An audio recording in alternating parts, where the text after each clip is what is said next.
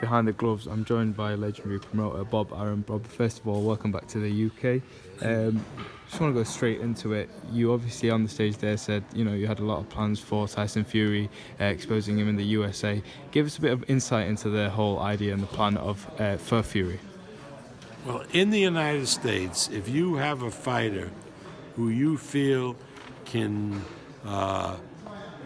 connect with the American public, you don't silo him in to boxing people. You don't silo him in to the boxing networks.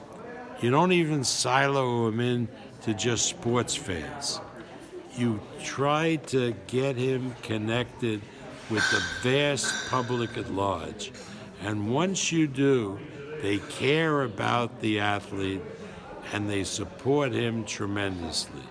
We had that obviously in a lot of years with Ali and certainly with George Foreman in his comeback. And I look at Tyson and I see a guy who can relate to the American public and therefore become a huge, huge superstar, not only in boxing, but in retail, as a promoter of product, like George became. Yeah. Tyson says he wants to be out three times, including the Schwartz fight. Should he come past the Schwartz fight, what's the ideal plan for him for the next two fights this year, including September? We're going to match carefully. We have some heavyweights on the card on June 15th. We have other heavyweights who fight for us, and we're going to get the best available fighter for a September fight. Yep. And do the same in December. You said you want to go for undisputed by this time next year. How do you seem to achieve that? Well, I don't think this time next year is viable. It really isn't. I think, we'll have Wilder, and depending on how that fight goes, maybe a rematch. And towards the end of the year, we might hopefully be looking at Joshua. Moving on, Loma-Campbell wasn't confirmed, obviously, to take place. When are we expecting the date, times, and location for that fight to be released?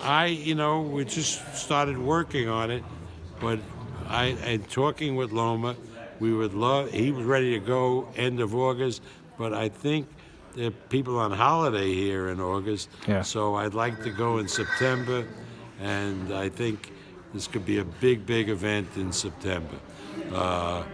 I'm going to be in the next week or so. We're going to try to put it together. Obviously, should he come past that fight as well, there's a lot of people on Loma's tail, and there's obviously an idea to make Loma, the undisputed champ. Devin Haney, Teofimo Lopez on his back as well. Should he come past Campbell?